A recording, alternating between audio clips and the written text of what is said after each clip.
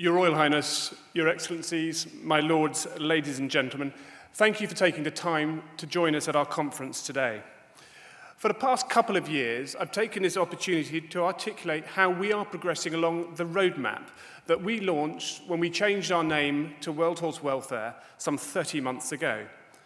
An integral element of that map was to place education at the heart of all our work to help horses. There are two key elements to implementing successful education initiatives. Firstly, identifying the main causes of horse welfare abuse, and secondly, identifying the perpetrators.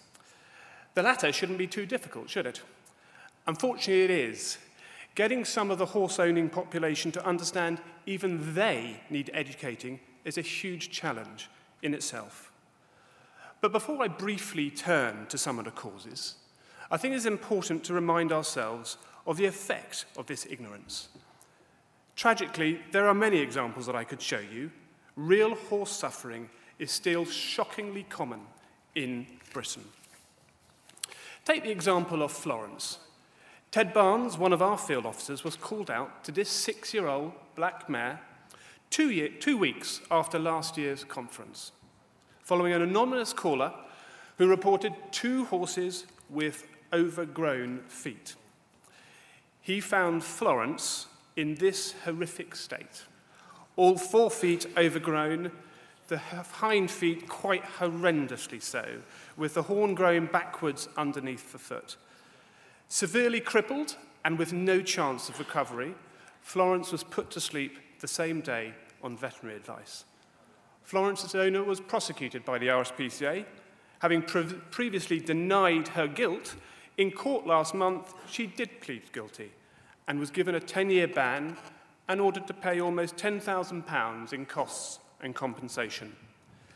This is Surrey. This is 21st century Britain.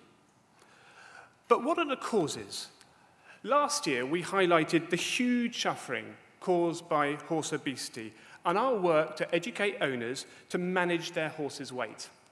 And this is a subject for further discussion later this morning. However, today we face a growing threat to horse welfare from another source, which is infectious disease. Many of you will be aware that this year has seen the first case of equine infectious anemia, EIA or swamp fever, in England for over 30 years. And this is a threat that links directly to the founding campaign for our charity, namely the long-distance transportation of horses to slaughter in Europe. Over the years, great progress has been made.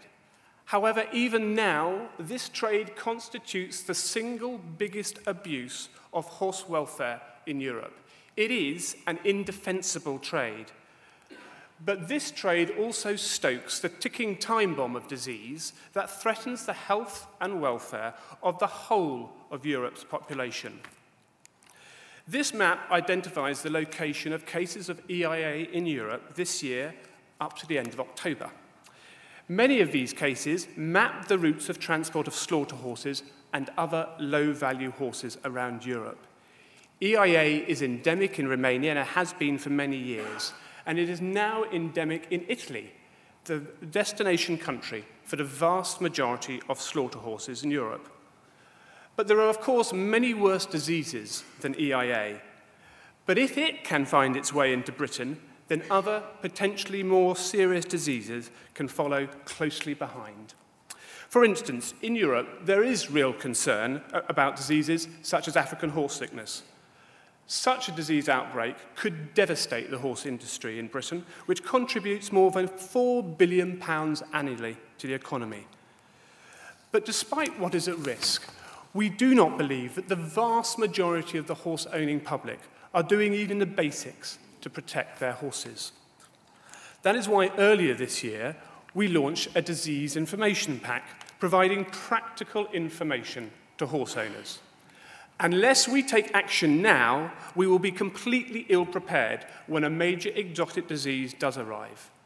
And sooner or later, such a disease will arrive, given the constant movement of low-value animals with dubious provenance around Europe and into the UK. While there is a market here for them, they will continue to be imported, often by dealers who, according to our evidence, pay lip service to regulation. This is not just hearsay. As a charity, we have started to shine a spotlight onto this trade in cheap horses, and we are extremely worried by what we have found. We have already identified over 70 dealers operating in the UK dealing in low-value and/or European horses. One of these dealers imports between 10 and 20 horses every week of the year into the UK. However, this is just the tip of the iceberg, and in all probability, this trade involves thousands of low-value animals every year coming into and out of the UK. The reality is a tragic cycle where many of these animals travel around on multiple occasions. Dealers are the engine room of this cycle, which starts with the sourcing of the horses. This includes the so-called rescue horses from Ireland and France, and there are holding yards in Europe, Ireland, and the UK where dealers hold stock sourced from countries such as Romania, France, and Hungary. One dealer was heard chillingly comment, "I've sold many horses over the years that have come back to me 10 or 20 times during their lives. I always remember my horses." As you might imagine, the conditions that these horses are transported in are very poor, with scant regard for current regulations. Dealing in poor quality animals, dealers' profits margins are low. So little is spent caring for the horses, and they are stacked high in transporters to generate the quantity. Many markets in the UK lack any real enforcement at all. Some horses are kept on transporters all day and night between sales without any food or water, and abuse of the passport system is commonplace. Abattoirs in the UK are known to have taken horses with no passports, and there is a growing suspicion that they are also acting as dealers, selling the better horses on. The final link of this cycle is the customer, and that is the crux of my message today. Buyers beware. We have numerous examples of sales with gross misdescriptions, horses sold with masked or hidden problems, and high-pressure sales techniques. Here are two such examples, highlighting the growing popularity of internet sales, which pose a particular problem. This horse was advertised on the internet as being sold from a yard in East Anglia. It was sold unseen to a family in Germany for £6,000. This was the horse that turned up.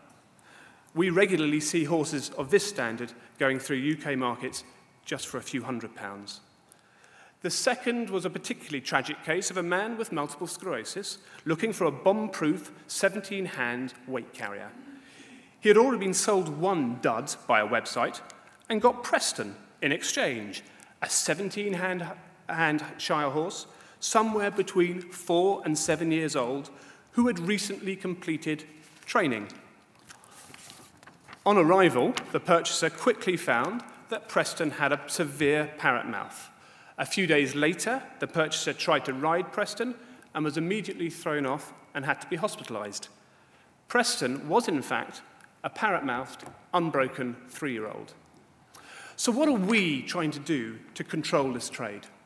We are working closely with trading standards, animal health, and other agencies to gather and share information about the network of dealers and the methods they use to line their pockets at the expense of horse welfare.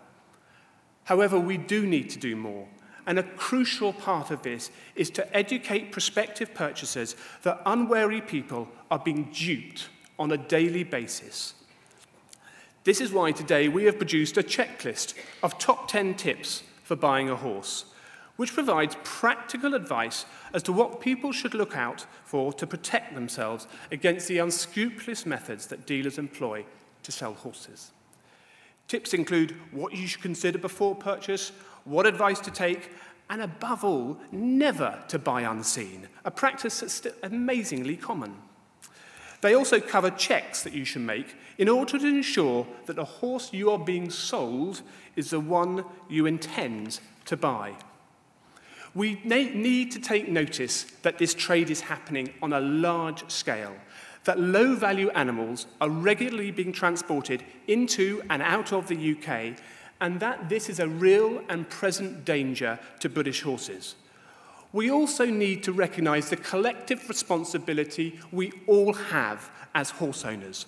What happens to our horses, or what happens to the horses on dealer's yard down the road, could affect horses both locally and nationally. Disease does not differentiate between a Grade A show jumper or a pony kept in someone's backyard, and it can spread in the blink of an eye.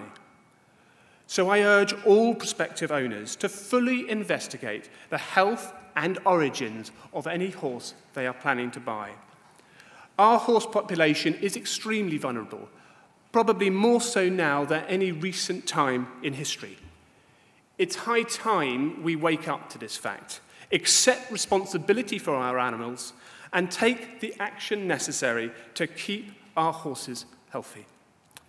Thank you again for joining us today. There is so much for us to do, and we greatly appreciate your support in all our work to help horses. Thank you.